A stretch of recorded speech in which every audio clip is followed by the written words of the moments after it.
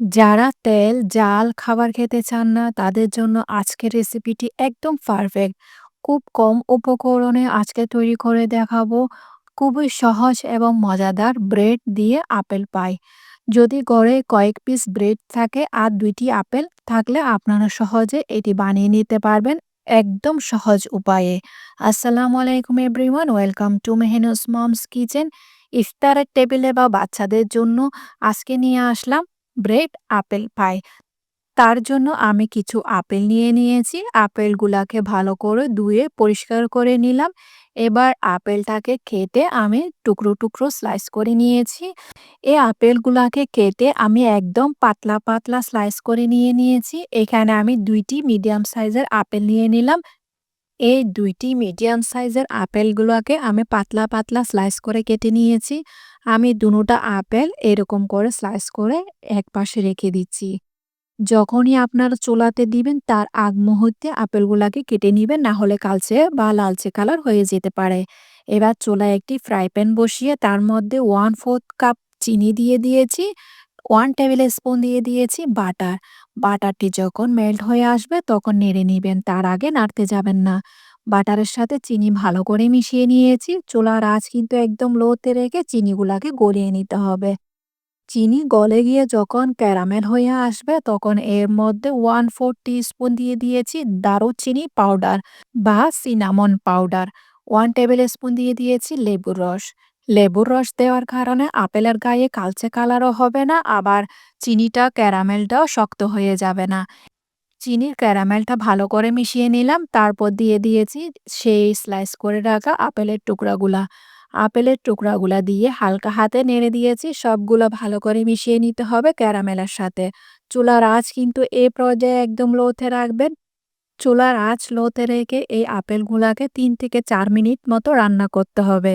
বেশিক্ষণ রান্না করা যাবে না বা আপেলটাকে গলিয়ে ফেলা যাবে না। একটু ক্রাঞ্চি ভাব হয়ে আসলে আপেলগুলাকে আমি নামিয়ে নিব।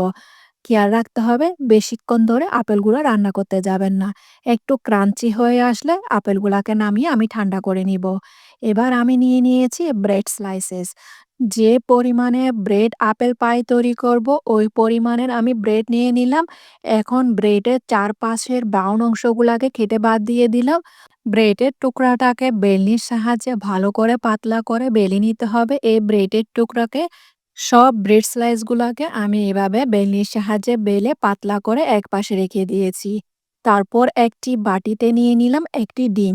ডিমটিকে কাঁটা চামচের সাহায্যে ভালো করে ফেটে নিয়েছি।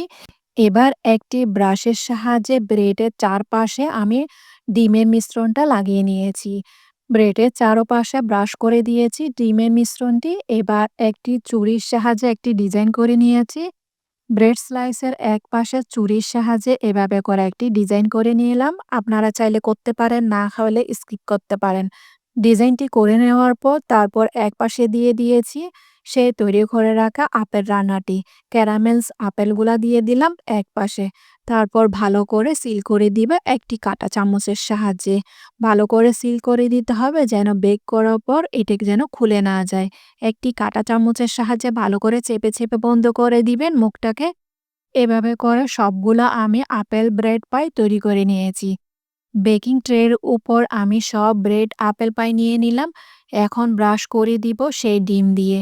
ডিম দিয়ে ভালো করে সম্পূর্ণভাবে সব ব্রেড আপেল পাইয়ের উপর সুন্দর করে ব্রাশ করে লাগিয়ে নিলাম। বেকিং করার পর এটি সুন্দর লুক আসবে গোল্ডেন ব্রাউন। সবগুলোর উপর ভালো করে ব্রাশ করে দিয়েছি। ডিম ব্রাশ করে দেওয়ার পর তারপর এগুলাকে আমি বেক করব ১৮০ ডিগ্রি সেলসিয়াসের মধ্যে ১০ মিনিটের জন্য। কারো ওভেনে কম সময় লাগে, আবার কারো ওভেনে বেশি সময় লাগে। যদি দেখছেন উপর দিয়ে গোল্ডেন ব্রাউন হয়ে আসছে তখন ওভেন থেকে নামিয়ে নিবেন। এতটা ক্রিস্পি হয়েছে, খেতে অসাধারণ হয়েছে। উপর দিয়ে আমি ক্যারামেল আপেলগুলো একটু দিয়ে সাজিয়ে দিলাম। রান্না করা ক্যারামেল আপেল থেকে ক্যারামেল বেঁচে গিয়েছিল, ওইখান থেকে কিছুটা ক্যারামেল উপরে দিয়ে দিয়ে দিলাম। ক্যারামেলটা উপরে দিয়ে সাজিয়ে দেওয়ার পর আমি এবার পরিবেশন করে নিব গরম, গরম। আশা করছি আজকে আমার রেসিপি আপনাদের কাছে ভালো লেগেছে। যদি ভালো লেগে থাকে তাহলে ফ্রেন্ডস অ্যান্ড ফ্যামিলির সাথে অবশ্যই শেয়ার করবেন। এইবার ইফতারের টেবিলে অবশ্যই এই ক্যারামেল আপেল পাইটি দিয়ে আপনারা ইফতার পরিবেশন করবেন। আশা করছি হতাশ হবেন না। আজকে তাহলে এ পর্যন্ত। দেখা হচ্ছে নতুন আরেকটি রেসিপি নিয়ে। সে পর্যন্ত ভালো থাকবেন, সুস্থ থাকবেন। আমার জন্য দোয়া করবেন।